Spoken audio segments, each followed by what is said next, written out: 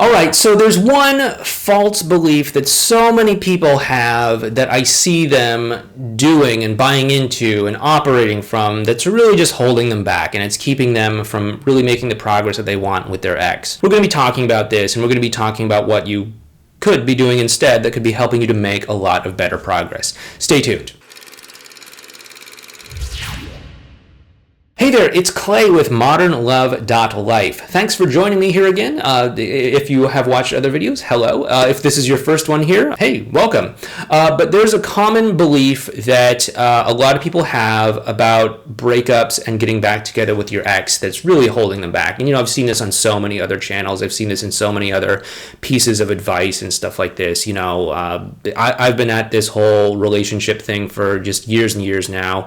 And, it's not uncommon for some new coach to come on the scene and to send me like, hey, I wrote this ebook. Will you, read it and, promote it to your audience or something like that? I'll take a look sometimes. And usually I just see kind of the same old stuff. And the main belief that people have that causes them to struggle and not make progress with their partner is that they think they have to be passive. They think that no contact is their only tool. They think that they just need to be a statue, just hold still, just not move and wait for their ex to do something, to come to them, to come admit that they miss them, to, break down in tears and call them up and say, hey, I just need to be in contact with you. Come crawling back over broken shards of glass or something like that. Could it work? Sure. I mean, it could work.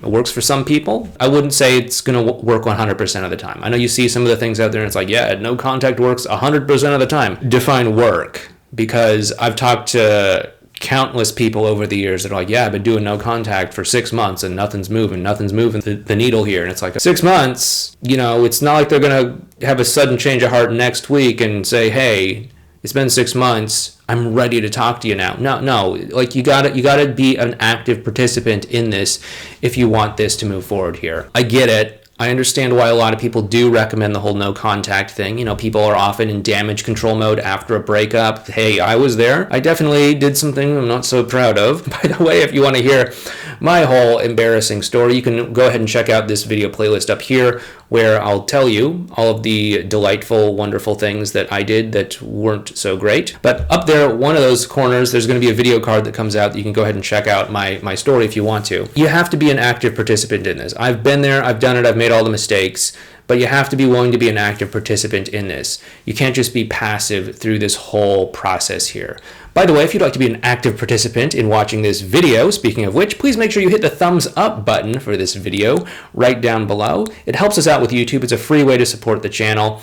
And also, please make sure you subscribe to this channel as well, too, hitting the bell icon next to the subscribe button so that you can get notified the next time we upload new content or do a live stream. I'd love to get a chance to know you in the live stream chat, but you may not necessarily know if I'm going live if you don't subscribe and hit that bell icon. Anyway, that was a pretty good segue. We want to be willing to be an active participant in this whole process. That means being willing to contact your ex. That means being willing to strike up a conversation. That means being willing to call out a dynamic that's not working and to suggest and to invite them into a new dynamic that might work for the two of you, like, having a same team conversation or something like that. And the reason why we want to do this is obviously because if we're active, we're going to be able to be more likely to get things moving. Like, sure, if you're in damage control mode, get out of damage control mode. Do what you got to do. If you got to do no contact for something for your own purposes, to get your own emotions handled and all that, okay, excellent. But when you're done with that, be willing to be an active participant. Be willing to be engaged here. Be willing to do things. Be willing to move things forward here. Don't just sit back and say, okay, yeah, they'll contact me when they're ready. If they really cared, they'd contact me. They broke up with me, so they should be the one that contacts me. Let go of all that stuff and just say, okay, do I want this relationship? Yes, I do. Okay, well, maybe I should be the one to initiate something then. The other reason why we want to do this as well, too, is because if your partner is in a place where they want to create a great relationship, they're going to be looking for someone who is sending a lot of great relationship signals. There are certain things that people look for, ideally, in a partner. Like, okay, they're willing to cooperate, they're willing to communicate, they're willing to, plan things together, they're willing to work as a team, all that sort of stuff. And one of the big ones is like, okay, hey, when the going gets tough, as it inevitably will at some point in all of our lives, but when the going gets tough, they're going to stick it out and work through it with me. Now, the whole no contact passive thing, it sends the opposite of that message. It says, when the going gets tough, I shut down, I run away, I pull back, I stop talking to you, I just, I'm a I have a 3-year-old daughter, and so it's like, yeah, hey, stop moving right there. We just say like, hey, be a statue. I'm being a statue, and I'm waiting for you to do something. So that's actually an anti-relationship sign right there. And so we want to actually get in the habit of embodying positive relationship signs so that we can draw to us people that are ready for actually having a relationship.